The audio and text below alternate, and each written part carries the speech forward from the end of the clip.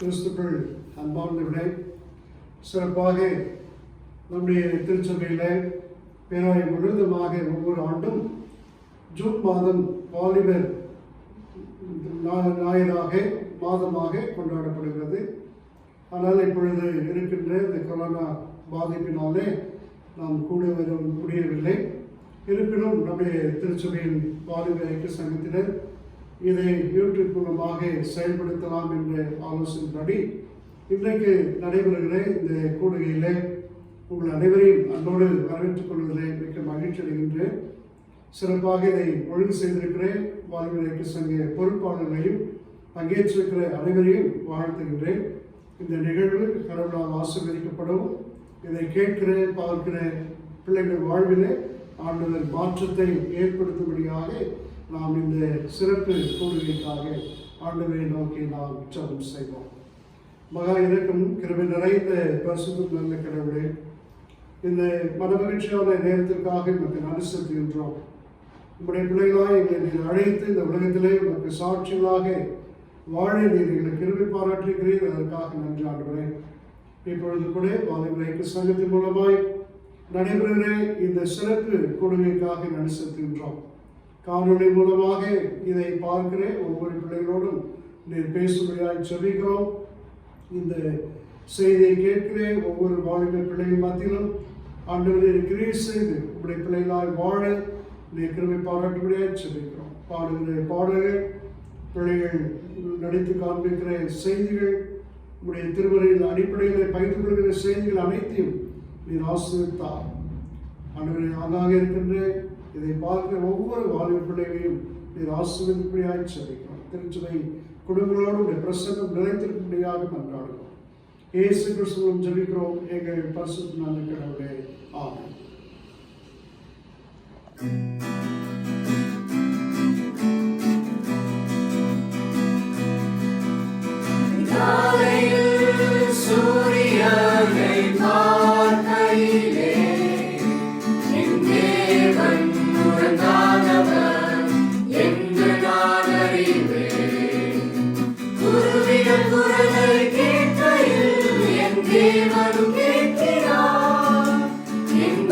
அறிவார் நீர் காண்பார்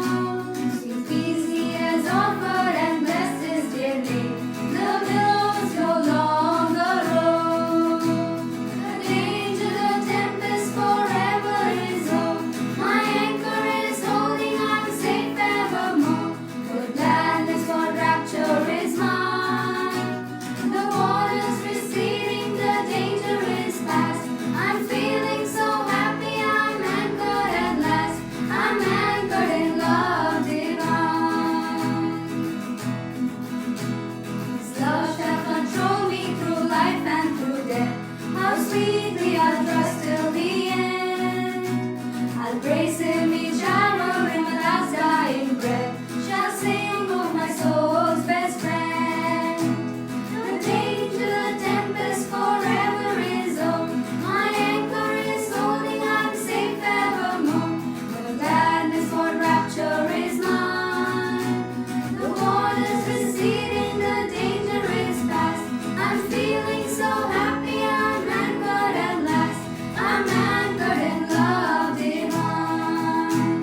I'm anchored in love divine.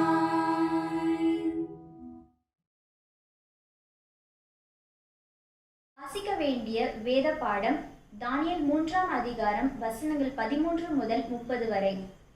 அப்பொழுது நேபுகாத்நேச்சார் உக்கிர கோபம் கொண்டு சாத்ராக்கையும் மேஷாக்கையும் ஆபேத்நேகோவையும் அழைத்து கொண்டு வரும்படி கட்டளையிட்டான். அவர்கள் அந்த புருஷரை ராஜாவின் சமூகத்தில் கொண்டு வந்து விட்ட போது நேபுகாத்நேச்சார் அவர்களை நோக்கி, சாத்ராக் மேஷாக் ஆபேத்நேகோ என்பவர்களே, நீங்கள் என் தேவர்களுக்கு ஆராதனை செய்யாமலும் நான் நிறுத்தின பொற்சிலையை பணிந்து கொள்ளாமலும் இருந்தது மெய்தானாம். இப்போதும் எக்காலம், நாகசுரம், கிண்ணரம், வீணை, சுரமண்டலம், தம்புரு முதலான சகலவித கீதவாத்தியங்களின் சத்தத்தையும் நீங்கள் கேட்கும்போது தாழ விழுந்து நான் பண்ணி வைத்த சிலையை பணிந்து கொள்ள ஆயத்தமாயிருந்தால் நல்லது. பணிந்து கொள்ளாதிருந்தீர்களாகில் அந்நேரமே எரிகிற அக்கினி சூளையின் நடுவிலே போடப்படுவீர்கள். உங்களை என் கைக்கு தப்புவிக்க போகிற தேவன் யார் என்றான். சாத்ராக் மேஷாக் ஆபேத்நேகோ என்பவர்கள் ராஜாவை நோக்கி, நேபுகாத்நேச்சாரே, இந்த காரியத்தை குறித்து உமக்கு உத்தரவு சொல்ல எங்களுக்கு அவசியமில்லை. நாங்கள் ஆராதிக்கிற எங்கள் தேவன் எங்களை தப்புவிக்க வல்லவராயிருக்கிறார். அவர் எரிகிற அக்கினி சூளைக்கும் ராஜாவாகிய உம்முடைய கைக்கும் நீங்களாக்கி விடுவிப்பார். விடுவிக்காமற் போனாலும் நாங்கள் உம்முடைய தேவர்களுக்கு ஆராதனை செய்வதுமில்லை, நீர் நிறுத்தின பொற்சிலையை பணிந்து கொள்வதுமில்லை என்கிறது ராஜாவாகிய உமக்கு தெரிந்திருக்க கடவது என்றார்கள். அப்போது நேபுகாத்நேச்சாருக்கு கடும் கோபம் மூண்டு சாத்ராக் மேஷாக் ஆபேத்நேகோ என்பவர்களுக்கு விரோதமாய் அவனுடைய முகம் வேறுபட்டது.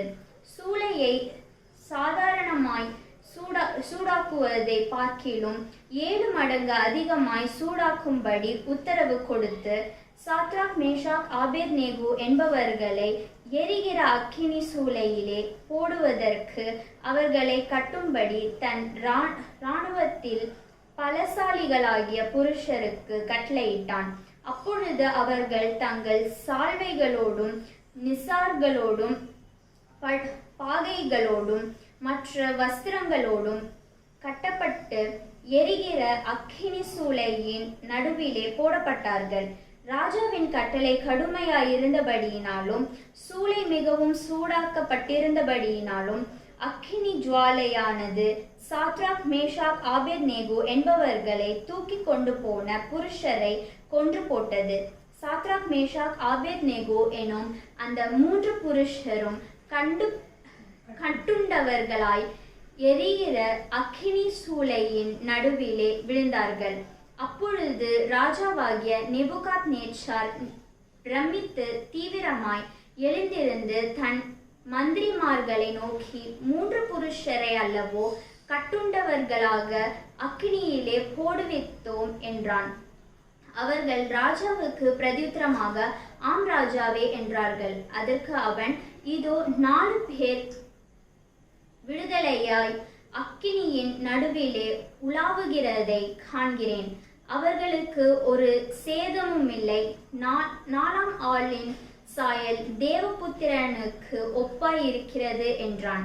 அப்பொழுது நேபுகாத்நேச்சார் எரிகிற அக்கினி சுவாலையின் வாசல் அண்டைக்கு வந்து, உன்னதமான தேவனுடைய தாசராகிய சாத்ராக் மேஷாக் ஆபேத்நேகோ என்பவர்களே, நீங்கள் வெளியே வாருங்கள் என்றான். அப்பொழுது சாத்ராக் மேஷாக் ஆபேத்நேகோ என்பவர்கள் அக்கினியின் நடுவிலிருந்து வெளியே வந்தார்கள்.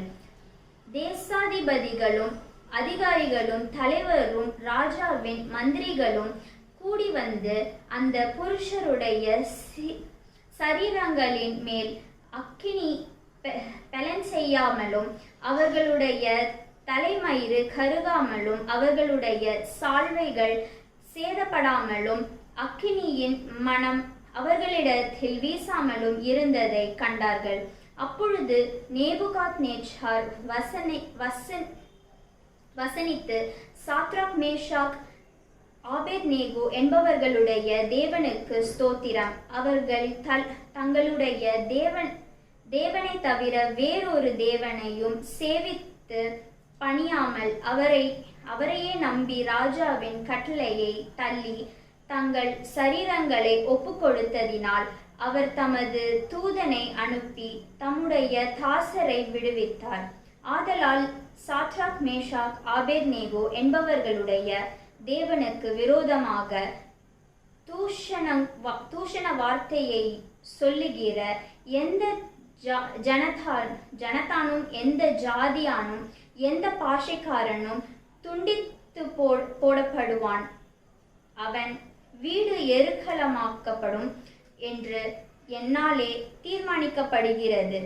இவ்விதமாய் ரட்சிக்கத்தக்க தேவன் வேறொருவரும் இல்லை என்றான். பின்பு ராஜா சாத்ராக் மேஷாக் ஆபேத்நேகோ என்பவர்களை பாபிலோன் தேசத்திலே உயர்த்தினான். வாசிக்க வேண்டிய வேத பாடம் வாசித்தாயிற்று. Greetings to one and all in the matchless name of our Lord and Savior Jesus Christ. The youth of Christ Church Anandur have been conducting a youth festival since the year 1984. For the past 30 years, it's been called Anchorage. The idea of conducting such a program is to create a platform for the Christian youth to bring out their talents. It also aims at making our youth willingly read and study the Bible. When we conduct a program like Anchorage, there are many talents that come out. The planner, the organizer, the worker, the singer, the artist, the prayer warrior, the lucky go-getter, and many more. But above all this, it brings together the youth, who are the future of our church. The youth who conduct this program are filled with joy and praise God only when they see the hall fill up with the participants. Because without the participants, it is pointless. Anchorage, the name of this festival, is taken with Hebrews 6:19 and 20 as its key verse. This verse says that Jesus is the steadfast anchor for our soul. Every youth in today's troublesome world needs to know this and embrace it. Conducting a program like Anchorage for over a period of 30 years takes a lot of support. Our pastors, our church members, and many others have supported and guided this effort. Above all, God has been gracious and made it possible. Now, our pastor, Reverend Francis Devadas, will share his message and thoughts with us.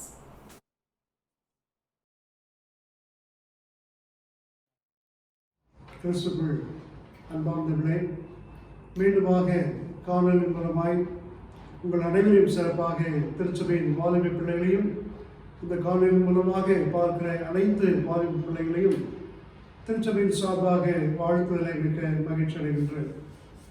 நம்முடைய திருச்சபையிலே ஒவ்வொரு 2 ஆண்டுக்கு ஒரு முறை anchor என்ற அந்த நிகழ்வு மூலமாக நம்மை சுற்றிலும் இருக்கிற திருச்சபைகளை ஒன்றிணைத்து ஒரு பெரிய கேதரிங்கை நாம் நடத்தி வருகிறோம். அதன் மூலமாக திருச்சபையின் ஒருமைப்பாடு, வாலிப பிள்ளைகளுடைய தாளந்துகளை உயர்த்துவது போன்ற சிந்தனைகளை நாம் வெளிப்படுத்தியிருக்கிறோம். போட்டிகள், பாடல்கள், இது பைபிள் வேத வினா போட்டிகள் இதெல்லாம் நடத்தி நாம் ஒரு ஐக்கியத்தை ஏற்படுத்தினோம். ஆனால் இன்றைக்கு இருக்கிற இந்த சூழல் நமக்கு தெரியும். கொரோனாவில் பாதிக்கப்பட்டு பல நிலைகளில் இருக்கிற மக்கள், அதே நேரத்தில் இன்றைக்கு வாலிப பிள்ளைகளுடைய வாழ்வில் அநேக பாதிப்புகள், குறிப்பாக வேலை இல்லாத குறைவுகள், வருமான குறைவுகள், இன்னும் சொல்லப்போனால் ஆங்காங்கே நாம் பார்க்குற வன்முறை வெறியாட்டங்கள் இதெல்லாம் நம்மை சூழ்ந்திருக்கிற வேளையில் இந்த ஆங்கர் என்ற இந்த நிகழ்வு மூலமாக நாம் ஒரு புதிய நம்பிக்கையை பெற்றுக்கொள்ள வேண்டும் என்பதை ஆண்டவர் இந்த நாளிலே நம்மிடத்தில் எதிர்பார்க்கின்றார். ஒன்று நம்ம இந்த ஆங்கர் என்ற அந்த நங்கூரம் என்ற அந்த செய்தியை நாம் திருமறையிலே எபிரேயர் 6ஆம் அதிகாரம் 19ஆம் வசனத்தில் நாம் அதை அறிந்து கொள்கின்றோம். அதனுடைய அழுத்தம் என்னவென்று சொன்னால், the anchor it's always representing the hope. நம்பிக்கையை வெளிப்படுத்துவதுதான் இந்த நங்கூரம். திருச்சபையிலே பவுல் அப்போஸ்தலர் அதிகமாக இந்த நம்பிக்கையை பற்றி விசுவாசத்தை பற்றி பேசுகிற பொழுது இது ஒரு வேருக்கு உதாரணமாக சொல்கின்றார். the root வேர். இன்னொரு இடத்துல சொல்கிற பொழுது அஸ்திபாரம் என்று சொல்கின்றார். கட்டிடத்திற்கு அஸ்திபாரம் வேர் என்று குறிப்பிடுகின்றார். இது நம்பிக்கையை குறிப்பிடுகின்றார். அப்போ இந்த நம்பிக்கை, இந்த ஆங்கர் எப்படி நாம் கடலிலே அந்த படகோ அல்லது கப்பலோ விலகி போகாது நிலைத்திருப்பதற்கு எப்படி அது உதவி செய்கிறதோ, அதே போலத்தான் கிறிஸ்தவ வாழ்க்கையில விசுவாசம் என்கின்ற அந்த நங்கூரம் உறுதியாக இருக்கின்ற பொழுதுதான் நம்முடைய வாழ்க்கை கடவுளுக்குள்ளாக நிலைத்திருக்கும் என்பதை நாம் உணர்ந்து கொள்ள அழைக்கப்படுகின்றோம். இந்த விசுவாசம் எதை சார்ந்ததாக இருக்க வேண்டும் என்று சொன்னால், முதலாவது trust in the God's promise. கடவுளுடைய வாக்குத்தத்தங்களை நாம் உறுதியாக விசுவாசிக்க அழைக்கப்படுகின்றோம். அநேக நேரங்களில் நாம் சந்திக்கிற பிரச்சனைகளை பார்க்கிற பொழுது கடவுள் கொடுத்த வாக்குத்தத்தங்களை நாம் அதிகமாய் அதை விசுவாசிப்பதை விட நாம் தனிப்பட்ட முறையில் போராடி கொண்டிருக்கிறோம். இரண்டாவதாக நாம் சொல்கின்ற மற்றொரு அழுத்தம் என்று சொன்னால், லைஃப் ஆன் ஒன் ஃபெய்த். நம்முடைய ஆண்டவர் மீது வைக்கின்ற அந்த விசுவாசம். கடவுள் கொடுத்த வாக்குத்தத்தத்திலையும் வாக்குத்தத்தத்தை அளித்த கடவுள் மீது கொள்கின்ற நம்பிக்கையிலே நாம் உறுதியாக இருக்க வேண்டும் என்பதை ஆண்டவர் நமக்கு உணர்த்துகின்றார். இந்த 6ஆம் அதிகாரத்திலே ஆபிரகாமை குறித்து அதிகமாக சொல்லப்படுகிறது. நாம் எல்லாருக்கும் தெரிந்த வேண்டுமாக ஆபிரகாம் விசுவாசிகளின் தகப்பனாக அறியப்படுகின்றார். அவருடைய வாழ்க்கை நமக்கு எல்லாருக்கும் தெரியும். அதை நான் இப்பொழுது விளக்கவில்லை. மாறாக இந்த ஒரு மனிதனுடைய வாழ்க்கையில் கடவுளுடைய வாக்குத்தத்தத்தின் மீதும் கடவுள் மீதும் நம்பிக்கை இருந்தால் நிச்சயமாக ஆண்டவர் நம்முடைய வாழ்வில் ஒரு பெரிய மாற்றத்தை, விடுதலையை, ஆசீர்வாதத்தை தருவார் என்பதிலே எந்த சந்தேகம் இல்லை. ஆக இந்த ஆங்கர், இந்த நங்கூரம் கடவுள் மீது ஊன்றப்பட்டிருக்க வேண்டும் என்பதை நான் முதலாவது சொல்ல விரும்புகின்றேன்.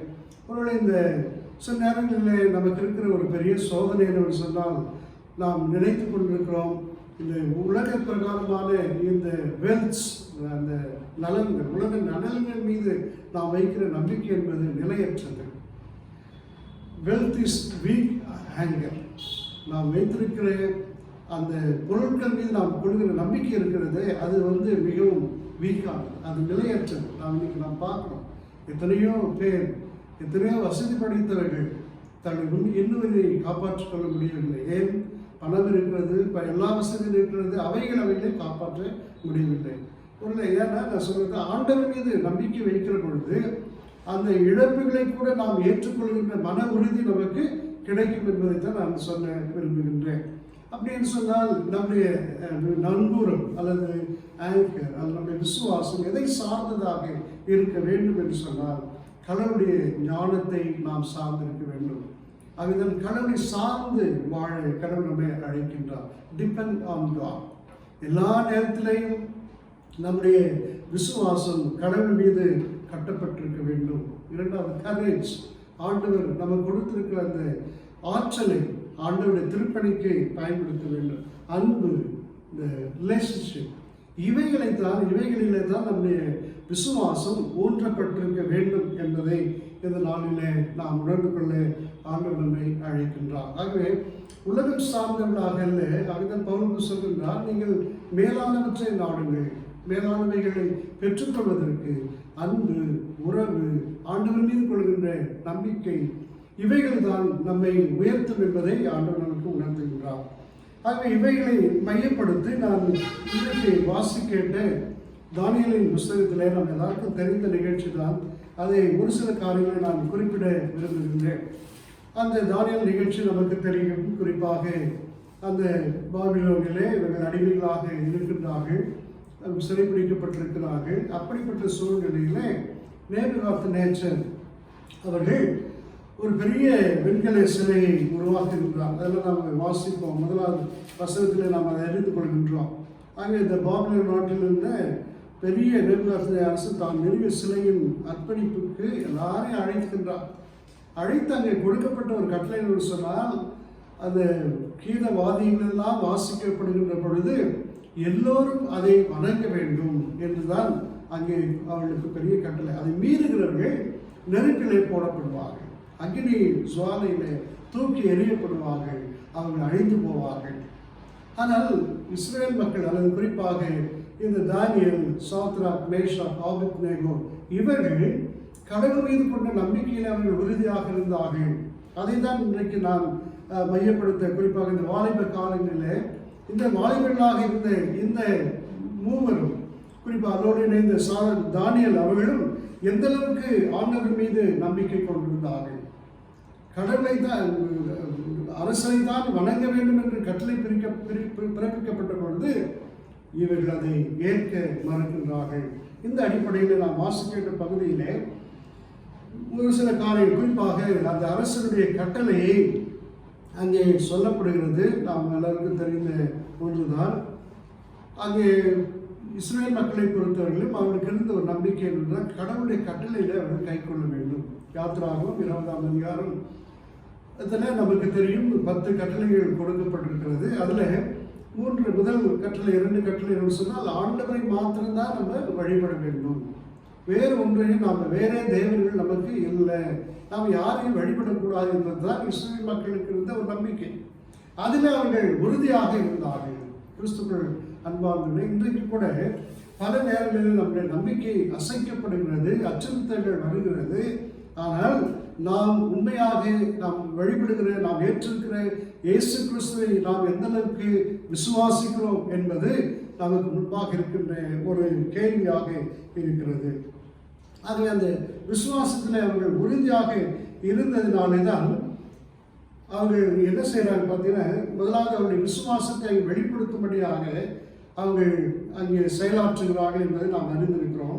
ரெண்டாவதாக நாம் அங்கே பார்க்கிறோம், அங்கே அவரிடத்துல யாரோ அங்கே போய் இந்த சாத்ராக், மேஷாக், ஆபேத்நேகோ இவர்கள் உம்முடைய கட்டளைக்கு கீழ்ப்படிவதில்லை, அவர்களுடைய சிலையை வணங்குவதில்லை என்று சொல்லி ராஜாவிடத்தில் ஒரு ரிப்போர்ட் போகிறது. மிகவும் கோபப்படுகிறார். அவருடைய கட்டளையை மீறின இவர்களை அழைத்து வருகின்றார்கள். அப்பொழுது அவருடைய சொல்லப்படுகிற காரியங்கள் சொல்ல 16ஆம் வசனத்திலேயும் நாம் வாசிக்கிறோம். சாத்ராக், மேஷாக், ஆபேத்நேகோ என்பவர்கள் நேபுகாத் அரசனை நோக்கி பதில் மொழியாக, இதை குறித்து நாங்கள் உமக்கு மறுமொழி கூற தேவையில்லை. அங்கே என்ன முதல்ல பிரச்சனை என்னன்னா, 15ஆம் வசனத்தில் நம்ம ஒரு சிலது மட்டும் குறிப்பிடுகின்றேன். சிலையை பணிந்த தயாராக இருக்கிறீர்களா? தொழாவிட்டால் அந்த நொடியிலே எரிகிற தீச்சுளையில் தூக்கி போடப்படுவீர்கள். உங்களை என் கையிலிருந்து தப்பி வைக்கக்கூடிய தெய்வம் ஒன்று உண்டோ என்றார். அங்கே சேலஞ்ச் பண்ணுறாங்க. ஃபெய்த், நம்முடைய விசுவாசம் கேள்வி எழுப்பப்படுகிறது. உங்களை காப்பாற்றுறது யாராவது இருக்காங்களா?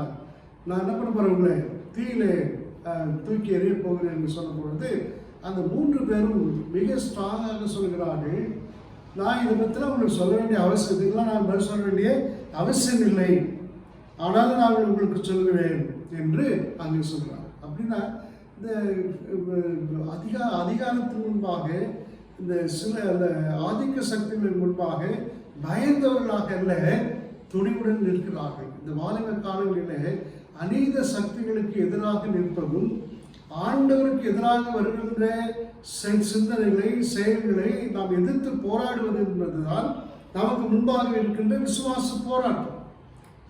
ஆக இங்கே இவர்கள் பார்க்குறாங்க, நான் உங்களுக்கு சொல்ல தேவையில்லை, ஆனாலும் நாங்கள் உங்களுக்கு சொல்லுகின்றோம்.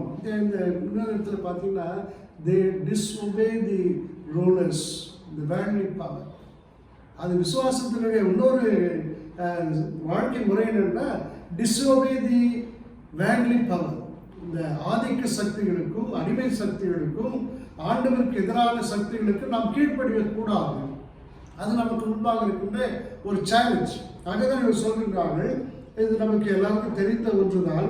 அங்கே அழுத்தமாக சொல்கின்றார்கள், அப்பொழுது அப்படியே எது நிகழ்ந்தாலும் நாங்கள் வழிபடுகின்ற எங்கள் கடவுளை எங்கள் எரிகின்ற தீச்சுடன் எங்களை மீட்க வல்லவர், அவரே எங்களை உன் கையில் நின்று விடுவிப்பார். They emphasize their faith. அவங்களுக்கு இருக்கிற அந்த விசுவாசத்தை உறுதிப்படுத்துகிறார்கள்.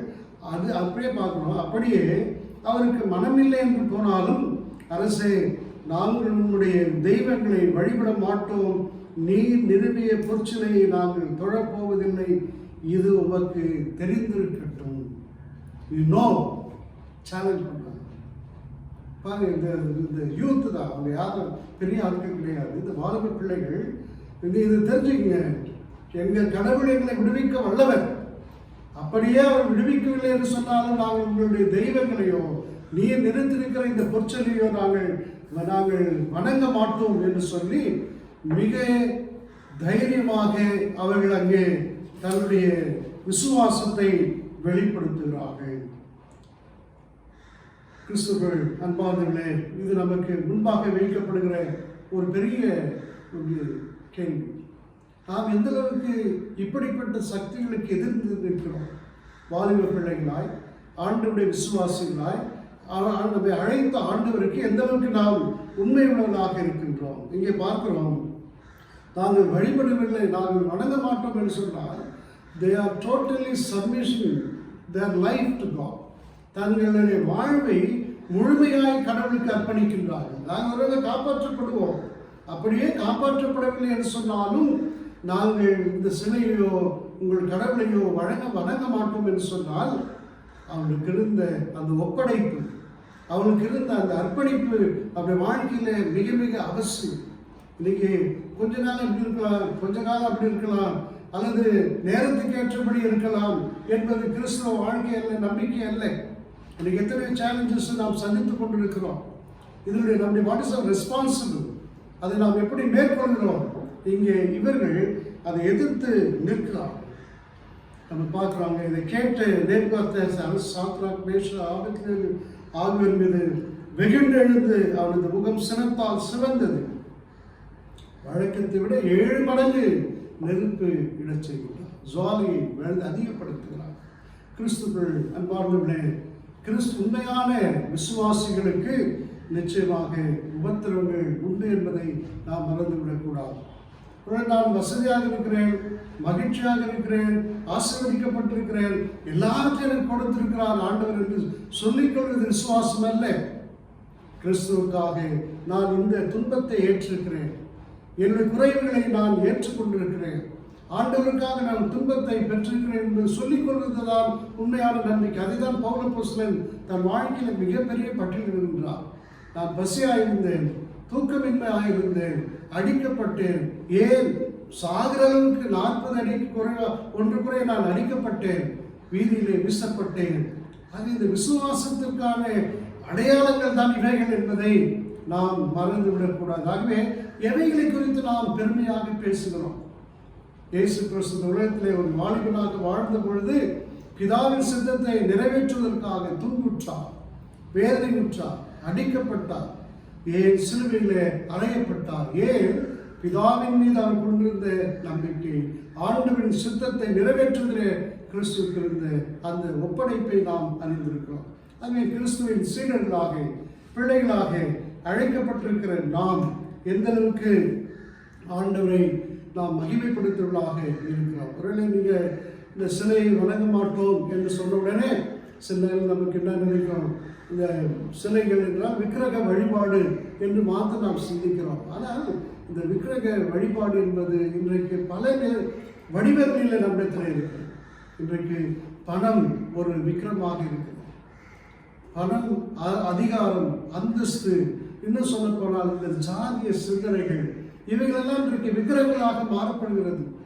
கிறிஸ்துவை கூட விட்டுருந்தாங்க, ஜாதி விடுவதற்கு தயாராக இல்லை, கிறிஸ்துவுக்காக எல்லாம் இழப்பதற்கு தயாராக இல்லை. அதுதான் நமக்கு தெரியும். அந்த வாலிபனுடைய இயேசுவிடத்தில் இறையரசை பெற்றுக்கொள்ள, நித்திய வாழ்வை பெற்றுக்கொள்ள நான் என்ன செய்ய வேண்டும் என்று கேட்கிற பொழுது ஆண்டவர் சொன்னார், எல்லாத்தையும் விட்டு என்ன பண்ணுங்க, என் பின்னை ஏழைகளை கொடுத்து விட்டுவிட மனதில்லை. அந்த ஏனென்றால் அவைகள் சிலைகளாக மாறி போனது. கடவுளை விட இவைகளை முக்கியப்படுத்துகிற பொழுது இறையரசை இழந்தவனாக போகின்றான். இன்றைக்கு இந்த விக்கிரக வழிபாடு நம்மிடத்திலே இருக்கிறது. ஒருவேளை மற்றவர்களை கை காமிக்கிறது எளிதுங்க. அநேகர்கள் நான் கிறிஸ்துவுக்காக எதை இழந்திருக்கிறேன், எதை நான் விட்டு இருக்கிறேன், கிறிஸ்துவுக்காக நான் வாழ்ந்ததினாலே இந்த துன்பத்தை நான் ஏற்றுக்கொண்டிருக்கிறேன் என்று சொல்ல முடியும் என்று சொன்னால் அதுதான் நங்கூரம் அடையாளம். விசுவாசத்தின் நங்கூரம் அதுதான். நமக்கு தெரியும், ஆதி திருச்சபை மக்கள் அடிக்கப்பட்டார்கள், கொலை செய்யப்பட்டார்கள், சிங்கத்திற்கு இரையாக்கப்பட்டார்கள். இன்னும் சொல்ல போனால் எத்தனையோ ஆயர்மார்கள், பேராயர்கள் தீயிலே கொளுத்தப்பட்டார்கள், அடிக்கப்பட்டார்கள். அப்போஸ்தலர்கள் அதிகமாக துன்புறுத்தப்பட்டு கொலை செய்யப்பட்டார்கள். அப்ப கிறிஸ்துவ வரலாறு என்பது துன்பங்களை கடந்து வந்தது. இன்னைக்கு நிறைய பேர் நினைச்சுக்கிறாங்க, கிறிஸ்துவ மிரட்டினா போதும் அல்லது வேற மாதிரி செஞ்சா போதும் அப்படின்னு நினைக்கிறாங்க. அப்படி அல்ல. கிறிஸ்துவம் வளர்ந்தது என்பது துன்பத்தின் வழியாக நாம் வளர்ந்திருக்கிறோம்.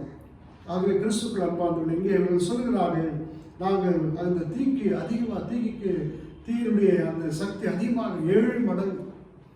இந்த நேரத்தில் நமக்கு தெரியும், அவர்களை அந்த தீயிலே தூக்கி எறிகிறார்கள். தீயிலே தூக்கி எறிகிற பொழுது அங்கே இந்த ரைட்டர்ஸ் வாசிக்கும் பொழுது பார்க்குறோம், அதில் தூக்கி போடுவதற்கு போகின்ற பொழுதே அதை தூக்கி போட்டாங்க, அவங்களே என்ன பண்ணிட்டாங்க, மறுத்து போனாங்க. அந்த அளவுக்கு அந்த தீயினுடைய வலிமை இருந்தது என்பதை அவர் குறிப்பிடுகின்றார். 23ஆம் வசனத்திலே சாத்ராக் மேஷாக் ஆபேத்நேகோ ஆகிய மூவரும் கட்டுண்டவர்களாய் எரிகிற தீச்சுளையில் விழுந்தார்கள். அப்படின்னா கட்டி தூக்கி போட்டாங்க. அப்ப பாருங்க, கிறிஸ்துக்காக ஆண்டவருக்கு கடவுளுக்காக நிலைத்திருந்ததினாலே அவர்கள் துன்பம் வந்தது. கட்டப்பட்டவர்களாய் தீயிலே போடப்பட்டாங்க. அதுக்கு அவர்கள் என்ன பண்ணாங்க, ஆயத்தமாய் இருந்தாங்க. பாதுகாப்பு காலங்களில் நம்ம கொடுக்கப்படுகிற ஒரு பெரிய ஒரு அழைப்பு இதுதான். We are ready to suffer for Christ. We are ready to suffer for the kingdom of God. கடவுளுடைய ஆட்சிக்காக நாம் துன்புற ஆயத்தமாய் இருக்கிறோம் என்று கேள்விப்பட்டார். ஆனால் அங்கே பார்க்கிற ஒரு பெரிய ஆசீர்வாதம் என்னவென்று சொன்னால், they realized the power of God. Realized the power of God. கடவுளுடைய வல்லமையை அங்கே உணர்ந்து கொண்டார்கள். அங்கே பார்க்கிறோம், அங்கே அந்த நிகழ்ச்சிகளை பார்த்து கொண்டிருக்கின்ற பொழுது அந்த நிகழ்விலே அங்கே காண்கிற காரியம், அந்த ராஜா கூப்பிடுகிறார், நாம் 3 பேரை தானே உள்ளே போட்டோம், ஆம் அரசே என்று சொல்கிறார்கள். அதற்கு அவன் கட்டப்பட்டவர்களாய் நெருப்பில் நடுவில் 4 பேர் உலாவுகிறதை நான் காண்கிறேன், அவர்களுக்கு ஒரு தீங்கும் நேரவில்லையே, மேலும் 4வது ஆள் தெய்வ மகன் ஒருவன் போல் தோன்றுகிறாரே. இல்லைங்களா? 3 பேர் போட்டோம், 4வது இருக்கிறாங்க. 4வது நபரை பார்க்கிற பொழுது அவர் கடவுளின் மகனை போன்று இருக்கிறார். The Babylonian king witnessed our God. இல்லைங்களா? அவர் சொல்றார், இவர் பார்த்த கடவுளுடைய மகனாக இருக்கிறார். அப்ப துன்பத்தின் மத்தியிலே, in the midst of our suffering, God always with us. ஆகவே நம்ம பார்க்கிறோம் தீமோத்தேயுல 2 தீமோத்தேயு 3ஆம் அதிகாரம் 12ஆம் வசனத்திலே, தேவ பக்தியாய் வாழ விரும்புகிறவர்கள் யாவரும் துன்பப்படுவார். துன்புறுத்தல் உண்டு. அதுதான் இயேசு கிறிஸ்து சொல்கின்றார், உலகத்திலே உங்களுக்கு என்ன உண்டுங்க, உபத்திரவங்கள் உண்டு, ஆனாலும் திடன் கொள்ளுங்கள், நான் உலகத்தை ஜெயித்தேன். அப்போ இந்த மிஸ்ட் ஆஃப் அவர் சஃபரிங் கிறிஸ்து நம்மோடு கூட பயணிக்கிறார். இங்கே பார்க்கிறோம், கடவுள் அவர்களோடு இருக்கிறார். அவர்களுக்கு எந்த தீங்கும் ஏற்படவில்லை. அவர்கள் உலாவிக் கொண்டிருக்கிறார்கள். கிறிஸ்துக்கள் அதை காண்கிறவர்கள் அங்கே கடவுளை அங்கே சாட்சி பகர்கிறார்கள். அங்கே கிறிஸ்துக்கள் அன்பார்கள். இன்றைக்கு நம்ம கூட இந்த மிஸ்ட் ஆஃப் அவர் சஃபரிங்ஸ், நம்முடைய லாஸஸ் மற்றும் நம்ம இருக்கிற குறைவுகள், இவைகளை மத்தியில் கிறிஸ்துக்காக வாழ துணிவதுதான் உண்மையான நம்பிக்கையின் நங்கூரம் என்பதை நாம் உணர்ந்து கொள்ள அழைக்கப்படுகிறோம். அதே நேரத்தில் இந்த துன்பத்தின் மத்தியிலே நம்மை அழைத்த கடவுள், நம்முடைய ஆண்டவர் நம்மோடு கூட இருக்கிறார். அதுதான் ஆண்டவர் சொல்கின்றார், உலகத்தின் முடிவு பரியந்தம் நான் உங்களோட கூட இருக்கிறேன், நீங்கள் கவலைப்படாதீர்கள், நான் உங்களோட கூட இருக்கிறேன். நம்முடைய கடவுள் துன்புறுகிறவர்களோடு தன்னை இணைத்துக் கொள்கிறார். மகிழ்வுகளோடு மகிழ்ந்திருக்கிற கடவுள் நம்முடைய கடவுள், எங்கேயோ இருக்கிற கடவுள் இல்லை இல்லைங்களா? அவர் நம்மோடு கூட அவர் என்ன பண்ணுறார், இணைகிறவர். இதுதான் நமக்கு இருக்கிற ஒரு பெரிய விசுவாசம். அவர் நம்மோடு இணைந்து பயணிக்கிறவர். இந்த கஷ்டங்களிலே, கண்ணீரிலே, வேதனைகளிலே, இயலாமைகளிலே, ஏமாற்றங்களிலே யாருமே நம்மை விசாரிக்கவில்லை என்று சொல்லப்படுகிற அப்படிப்பட்ட சூழ்நிலையிலே கிறிஸ்து என்னோடு கூட இருக்கிறார், ஆண்டவர் என்னோடு கூட பயணிக்கிறார். சாத்ராக் மேஷாக் ஆபேத்நேகோ இந்த ஜுவாலையில பயணித்த அதே கடவுள் நம்மோடு கூட இருக்கிறார். அவர் நம்மை விடுவிப்பார், நம்மை எல்லா சேதத்திலிருந்து நம்மை காப்பாற்றுவார் என்று நினைக்கிறோமே, அதுதான் உண்மையான விசுவாசத்தின் நங்கூரம். அப்படிப்பட்ட அந்த விசுவாசத்தை பெற்றுக்கொள்வர்களாக இந்த வாலிப பிள்ளைகள் நாம் வளர வாழைக்கிழமை அழைக்கிறோம். இன்றைக்கு நாம் பார்க்கிற செய்திகளிலே ரொம்ப வேதனை அளிக்கிறது தற்கொலைகள் இல்லைங்களா? ஏமாற்றத்தினாலே படிக்கிற பிள்ளைகள் இல்லைங்களா? இப்படி வாழ்வை அழித்துக் கொள்கிற நிலையில பயப்படாதீங்க. கடவுள் எவ்வளவு கூட இருக்கிறார். குறைவுகளை அவர் மாற்றுவார், நம்முடைய ஜெபத்திற்கு பதில் அளிப்பார், நம்முடைய கண்ணீரை துடைப்பார், நம்முடைய வேதனையிலிருந்து நமக்கு பலன் அளிப்பார் என்ற அந்த விசுவாசத்தை உறுதிப்படுத்திக் கொள்ள வேண்டும். வேதனைகள் வருகிற பொழுது, துன்பங்கள் வருகிற பொழுது அப்படி நம்பிக்கையில உறுதிப்பட வேண்டும் என்பதை ஆண்டவருக்கு உணர்த்துகின்றார். ஆகவே வாலிப பிள்ளைகள், நாம இந்த உலகத்தில் யாரையும் சார்ந்தவர்களாக இல்லை. அவர்தான் ஏசாமி கூட நம்ம பார்க்கிறோம், பிதாவே இந்த பாத்திரங்களை விட்டு நீங்க கூடுமானால் நீங்கட்டும், ஆனாலும் என் சித்தப்படி அல்ல உங்களுடைய விருப்பப்படியே ஆகக்கூடாது. அப்போ submission, total submission, total faith in God, இதை இந்த மத்தியில் நாம் பார்க்கிறோம். அப்போ இந்த நிகழ்வு நடைபெறுகிற நான்காவது நிகழ்வாக பார்க்கிறோம். அங்கே இவர்களுடைய விசுவாசத்தின் அடிப்படையில், இவர்கள் துன்பத்தை ஏற்றுக்கொள்வதன் அடிப்படையில் கடவுளுடைய நாமம் உயர்த்தப்படுகிறது. அங்கே பார்க்கிறோம் 26ஆம் வசனத்திலே இதெல்லாம் பார்த்தோன்னே, உன்னதின் கடவுளின் ஊழியர்களாகிய சாத்ராக் மேஷாக் ஆபேத்நேகோ வெளியே வாருங்கள் என்றான். அவன் சொல்றான், விட்னஸ், கடவுளை விட்டு எப்படி உன்னத கடவுளின் ஊழியக்காரர்களே. யார் உண்மையான ஊழியக்காரர்கள்? ஜுவாலையிலே தன்னை அர்ப்பணித்துக் கொள்கிறவர்கள், துன்பங்களை ஏற்றுக்கொள்கிறவர்கள், வேதனையிலே ஆண்டவரை மகிமைப்படுத்துவர்களாக இருக்கிறோமே, அவர்களைத்தான் பார்த்து சொல்கின்றார், உன்னத கடவுளின் ஊழியக்காரர்களாகிய. இன்றைக்கு நம்ம அதை கொட்டேஷனை போட்டு நம்ம சிந்திக்கணும். யார் உண்மையான ஊழியக்காரர்களாக இன்றைக்கு உயர்த்தப்படுகிறார்கள்? கடவுளுக்காக வாழ்கிறவர்களாக யாரை நாம் பார்க்கிறோம்? இங்கே இவர்களை பார்க்கிறோம், வெளியே வாருங்கள். இப்ப பாருங்க, அப்ப வணங்க மாட்டேன் என்று பதில் சொன்னவர்கள் கீழ்ப்படையவில்லை. இப்ப என்ன பண்றாங்க? வெளியே வாருங்கள். அவங்க என்ன பண்றாங்க? வெளியே வருகிறார்கள். அதை பார்க்கிறோம். ஆகியோர் நெருப்பை விட்டு வெளியே வந்தனர். வெளியே வந்த உடனே அவங்க விட்னஸ் பண்றாங்க. அவங்க பார்க்குறாங்க, எல்லாரும் சுத்தி பார்க்குறாங்க. நெருப்பில் அவர்கள் இருந்ததற்கான ஒரு அடையாளமும் இல்லை. முடியும் கருகி போகவில்லை. அவருடைய வஸ்திரத்தில் எந்த புகை வாசனையும் வரவில்லை. புகை நாற்றும் அவளிடம் வீசாமல் இருப்பதை கண்டார்கள். கிறிஸ்துவ அன்பானவர்களே, எல்லாவற்றிலும் அவர்கள் பாதுகாக்கப்பட்டு அவர்கள் புதிய மனிதர்களாய், புதிய ஒரு ஆற்றலோடு, இறைமகனோடு இணைந்திருந்தோம் என்ற அந்த செய்தியை இங்கே வெளிப்படுத்துகிறார்கள். இன்றைக்கு நம்முடைய வாழ்வில் கூட கடவுள் அப்படிப்பட்டவராக இருக்கிறார் என்பதை நாம் மறந்துவிடக் கூடாது. அங்கே கடவுளுடைய நாமும் மகிமைப்படுகிறது. நான் குறிப்பிட விரும்புகிற 28ஆம் வசனத்தில் இதெல்லாம் பார்த்துட்டு சொல்றாங்க, கடவுளின் புகழப்படுவாராக, தங்கள் கடவுளை தவிர வேறெந்த தெய்வத்தை பணிந்து தொழ மறுத்து. அவங்க சொல்றாங்க, தங்கள் கடவுளை விட வேறெந்த தெய்வத்தையும் பணிந்து தொழ மறுத்து அரசரது கட்டளையும் பொருட்படுத்தாமல் அவர் மேல் நம்பிக்கை வைத்து தங்கள் உடலையும் கையளித்த அவருடைய ஊழியக்காரனை அவர் தன் தூதரை அனுப்பி மீட்டறினார்.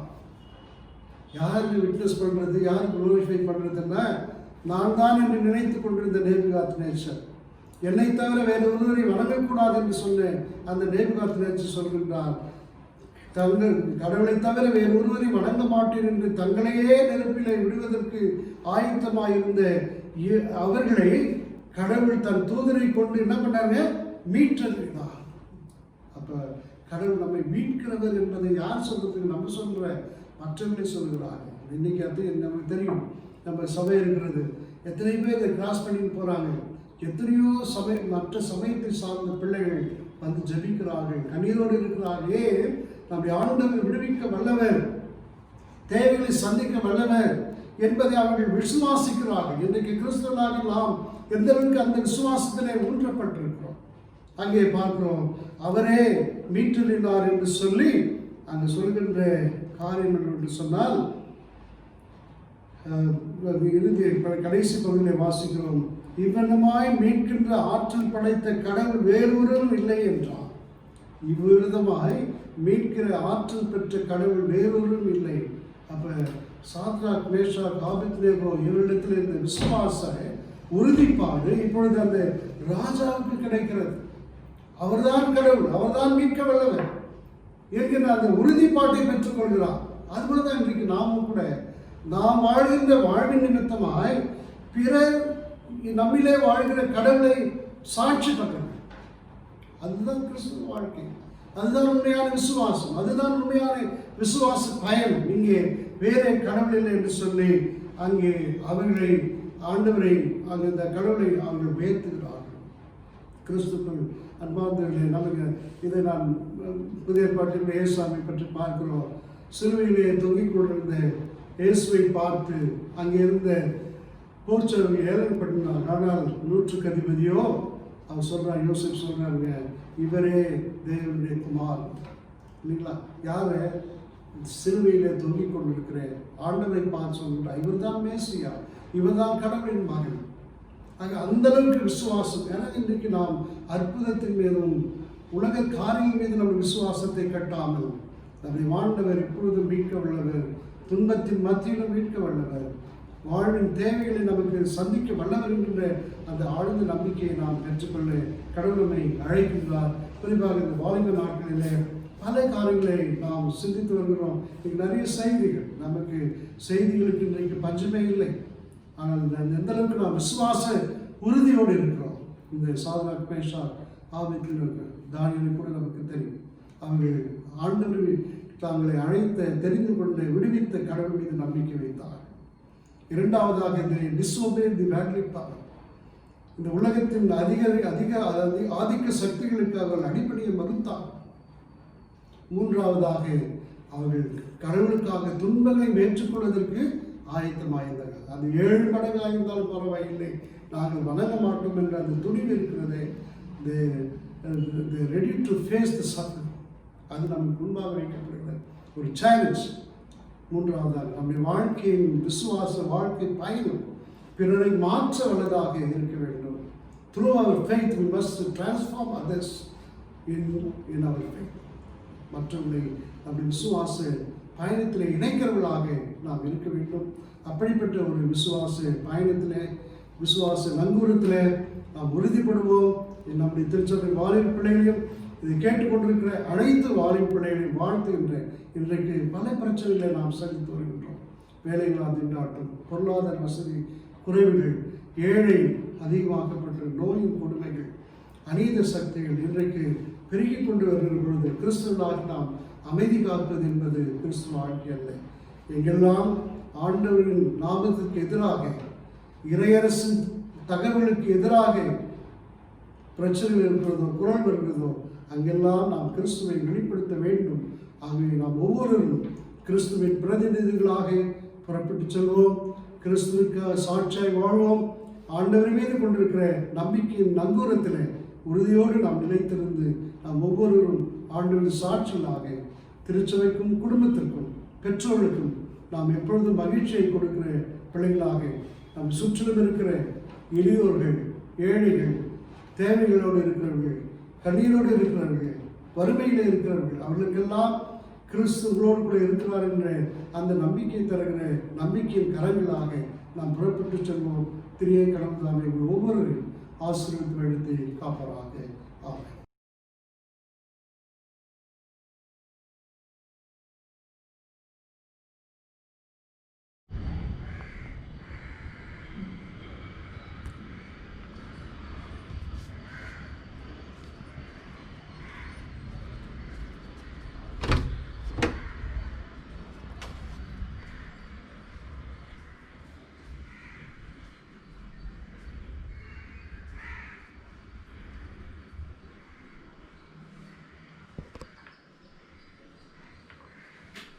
அப்பா அடி ஒரு வழியாக நம்ம வந்து யூத் குரூப்பில் மெசேஜ் போட்டுட்டோம்.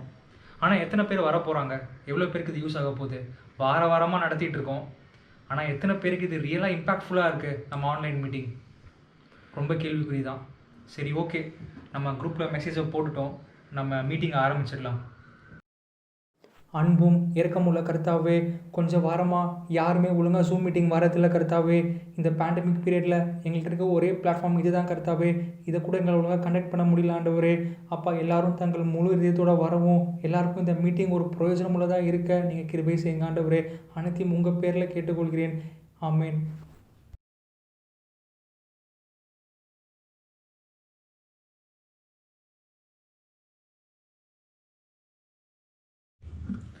மீட்டிங் ஸ்டார்ட் பண்ணிடலாம்.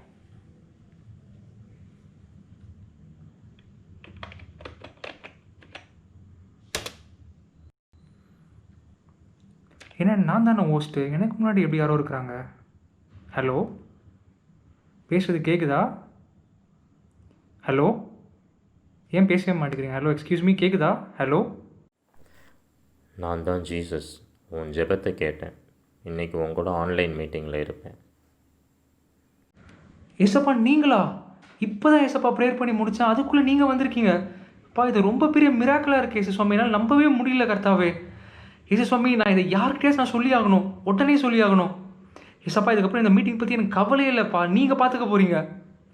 ஏசப்பா, நான் ஜெபம் பண்ணும் போது ஏசப்பா உங்ககிட்ட நான் சில காரியத்தை சொன்னேன், அதை பற்றி எனக்கு ரொம்ப கவலையாக இருக்குது ஏசப்பா. இந்த வீடியோக்கு நிறையா பேர் வராங்க, ஆனால் வந்து சில பேர் ஆடியோ வீடியோ எல்லாத்தையுமே ஆஃப் பண்ணிவிட்டு கவனிக்கிறாங்கன்னு கூட தெரில. ஒரு சில பேர் கரெக்டான டைமுக்கு வந்துடுறாங்க ஏசப்பா, இன்னும் சில பேர் மீட்டிங்க்கு அமிச்சா கூட வரமாட்டேங்கிறாங்கப்பா. எனக்கு என்ன பண்ணுறதுனே தெரில ஏசப்பா. உங்களை தான்ப்பா நம்பி இருக்கோம். ப்ளீஸ்ப்பா, நீங்கள் பார்த்துக்கோங்கப்பா. உனக்காக மட்டும் இல்லை, எல்லாருக்காகவும் தான் நான் இங்கே இருக்கேன்.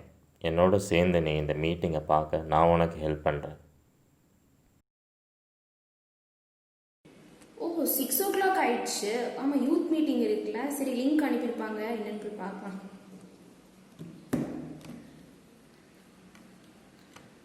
என்ன மீட்டிங்கில் இன்னும் யாருமே காணும்? நம்ம தான் எப்போவுமே ஃபஸ்ட்டு வரோம், யாருமே வரமாட்டாங்க. சரி, கொஞ்ச நேரம் வேறு டேப்பில் போய் ஏதாவது வீடியோ பார்க்கலாம்.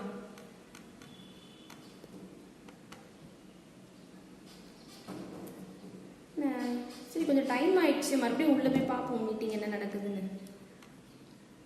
இன்னுமே யாருமே வரல. சரி, இனிமேல் வீடியோ ஆடியோ மியூட் பண்ணிட்டு நம்ம போய் வேற வீடியோஸ் பார்க்கலாம். மீட்டிங் பாட்டுக்கு ஒரு ஓரமாக நடக்கட்டும்.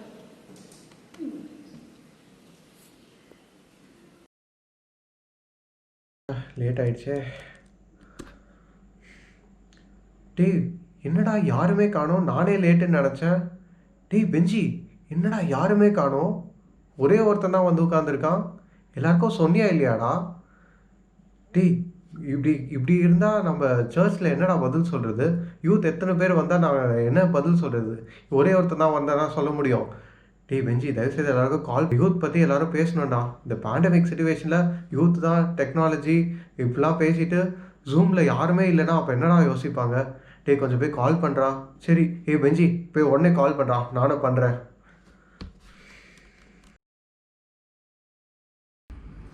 அது ஒரே நிமிஷம், மீட்டிங் லாகின் பண்ணிட்டு வந்துடுறேன்.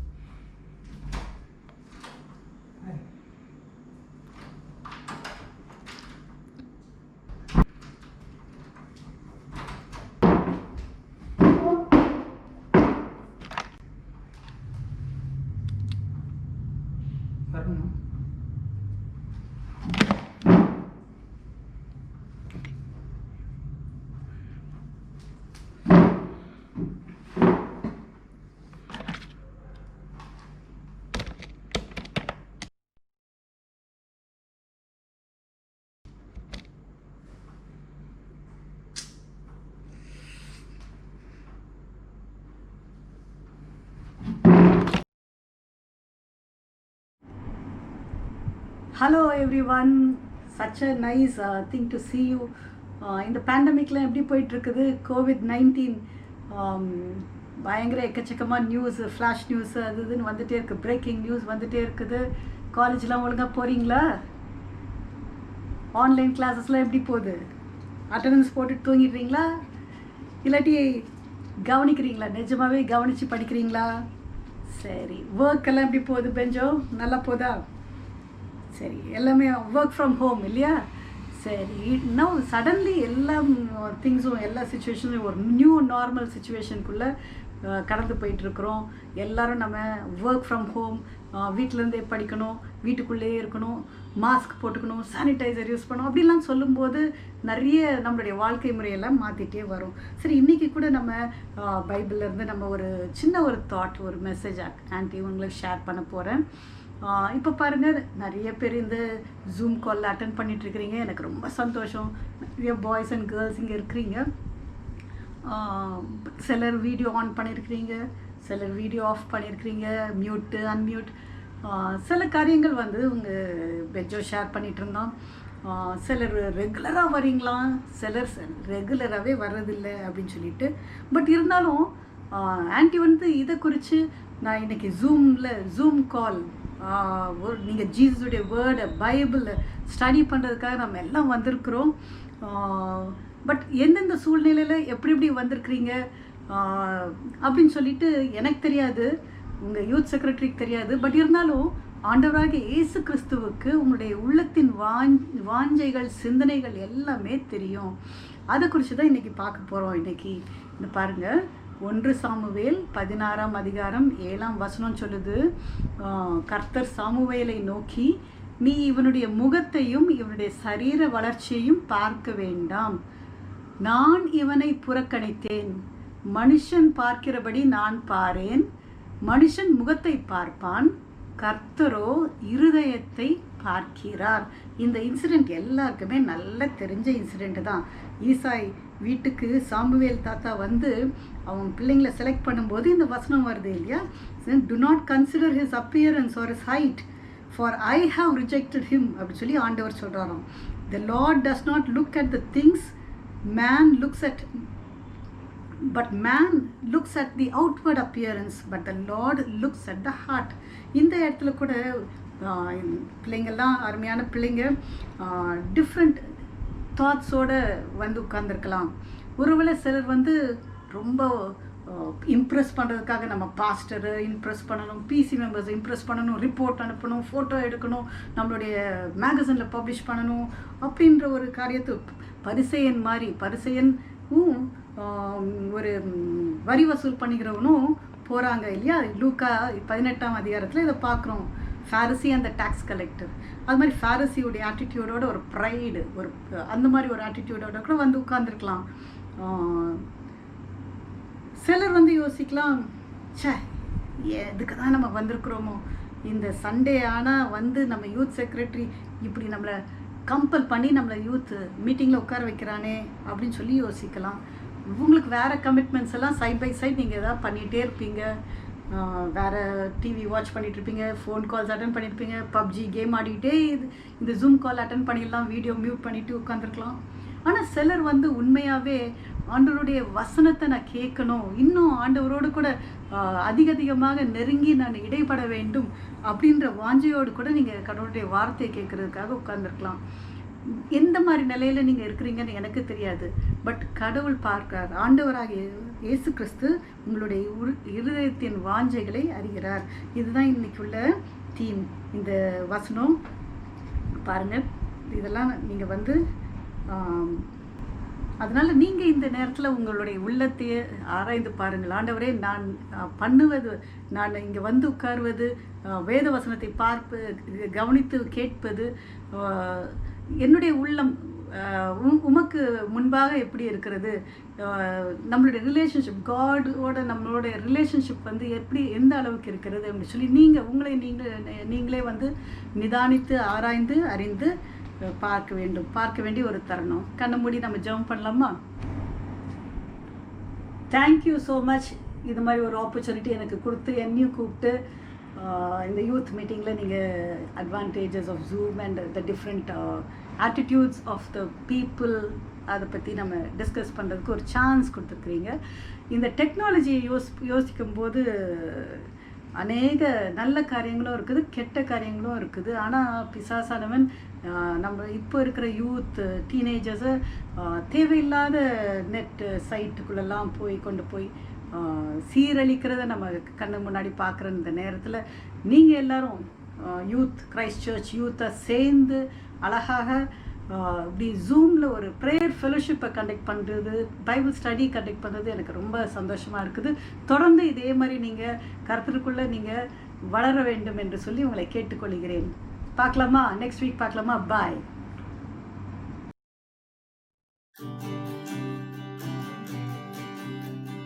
Lord, the light of your love is shining in the midst of the darkness shining.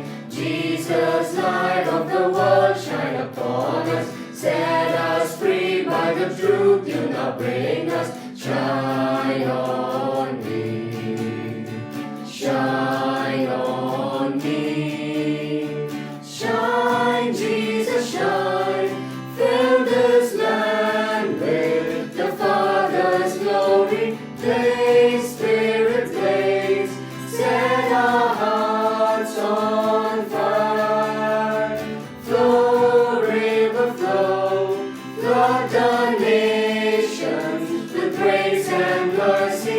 Send forth your word, Lord, and let there be light. Lord, I come to your awesome presence, from the shadows into your radiance. By the blood I may enter your brightness. Search me, try me, consume all my darkness. Shine on me, shine on me. Shine, Jesus, shine. Fill this land with the Father's glory. Blaze, Spirit, blaze. Set our hearts on fire. Flow, river, flow. Flood the nations with grace and mercy. Send forth your word, Lord, and let there be light. As we gaze on your kingly brightness, show our faces display your likeness, ever changing from glory to glory. Mirror near, may our lives tell the story. Shine on me, shine on me. Shine, Jesus, shine. Fill this land with the Father's glory. Blaze, Spirit, blaze. Set our hearts on fire. Flow, river, flow. Flood the nations with grace and mercy.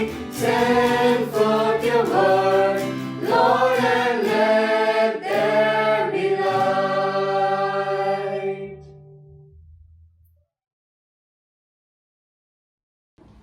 ஜெபம் செய்வோம்.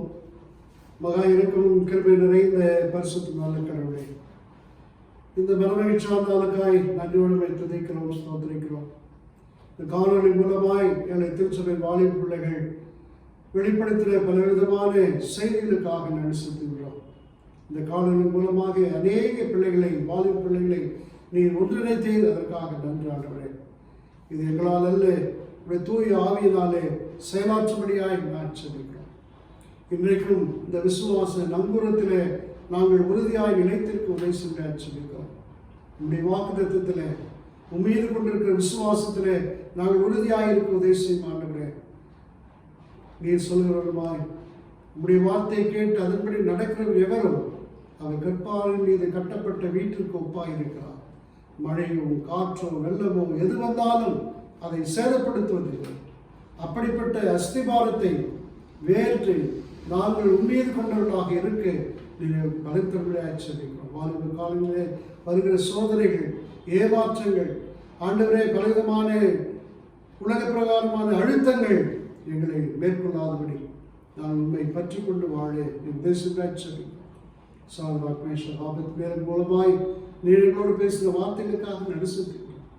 அப்படிப்பட்ட விசுவாசத்திலே நாங்கள் பயணிக்கும்படியாக இப்படி தூய ஆவின் ஆற்றலை நிற்பார். சிறப்பாக எங்களுடைய வாழும் பிள்ளைகள் ஒவ்வொரு காலம் சொல்லிக்கிறோம்.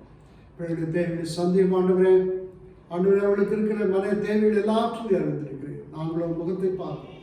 நீர் உள்ளத்தை ஆராய்ந்து அறிந்திருக்கிறேன்.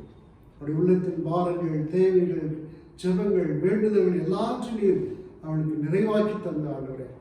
அவளுக்காக மாத்திரமில்லை, தங்களை சார்ந்திருக்கிற எல்லாருக்கும் ஆண்டவருடைய ஆசீர்வாதமாக இருக்கு நீர் தேசம் சொல்லியிருக்கிறோம். பெற்றவர்களை ஆசீர்வதியும். பிள்ளைகளுடைய வாழ்விலே அவர்கள் எதிர்நோக்கி இருக்கிற நன்மைகளை அவளுக்கு தரும்படியாக அவர்களை திடப்படுத்தும்படியாக நன்றார்கள். எங்களுடைய திருச்சபையில் இருக்கின்ற பிள்ளைகளையும் நீர் ஆசீர்வதியும். ஆண்டவரே, பிறருக்கு அவர்கள் எப்பொழுதும் ஆசீர்வாதமாக இருக்கும், எப்பொழுதும் மனமகிழ்ச்சியாக வாழும் நீர் கற்றுத்தார். அவருடைய பொறுப்பாளர்கள் சிறப்பாக கல்வியில் அவர்களுக்காக செக்ரட்டரி ட்ரெஷரர் இதுவாக இருக்கிற வாய்ப்பு பிள்ளைகள் ஒவ்வொருவரும் இந்த கருத்தை ஒப்பிடுகிறோம். அவருடைய திருச்சபையின் பொறுப்பாளர்கள், கமிட்டி அங்கத்தினர்கள், செக்ரட்டரி ட்ரெஷரர், மற்ற ஐக்கிய சங்கங்கள் அனைத்து நீர் ஆசிரியர்கள் நாங்கள் இறையரசை கட்டுகிற பணியில் நாங்கள் மென்மேலும் வளரும் தேசம். குறிப்பாக இந்த கொரோனா பாதிப்பிலிருந்து எங்கள் எல்லாரும் நீ மீட்டெடுப்படியாக சொல்லிக்கிறோம். இருக்கிற கஷ்டங்கள் எல்லாற்றிலிருந்து நீ விடுதலை தரும்படியாக சொல்லிக்கிறோம். ஆண்டவரே, எல்லோரும் இந்த ஆலயத்தில் வரும் தங்கள் இடங்களிலே உண்மை தொழுது கொண்டு உங்களுடைய நாமத்தை மையப்படுத்தும்படியாக உங்களுடைய தேவைகள் சந்திக்கப்பட நீ கிருபை பாராட்ட சொல்லிக்கிறோம். இந்நாள்களில் வெடித்து வருகிறேன், அதுக்காக நன்றி ஆண்டவரே. அதே நேரத்தில் இழப்பின் மத்தியிலே, வேதனையின் மத்தியிலே, சுருவிடத்தின் மத்தியிலே இருக்கிற பிள்ளைகளுக்கு வேண்டிய பலத்திற்காக இதற்காக உழைக்கின்றேன், பணியாற்றி கொண்டிருக்கிறேன், திட்டமிடுகிற எல்லாருக்கும் வேண்டிய ஞானத்தை நீ தந்து வழிநடத்தும்படி ஆச்சரியம். தொடர்ந்து பிரசனத்தினாலே மறைத்து காத்துக்கொள்ளும். தேவன் அனைத்து சங்கம் இயேசு கிறிஸ்துவின் மன்றாடுகிறோம் எங்கள் பரிசுத்த நல்ல கடவுளே, ஆமென். நம்முடைய ஆண்டவராக இயேசு கிறிஸ்துவின் கிருபை, தாயும் தந்தையும் ஆகிய கல்வி அன்பும் தூயாவிய ஆசீர்வாதம் வழிநடத்தலும் நம் அனைவரோடும் சிறப்பாக நம்முடைய விசுவாசத்தோடும் இன்றும் என்றும் சதா காலத்திலேயும் நிலைத்திருப்பதாக. ஆமென்.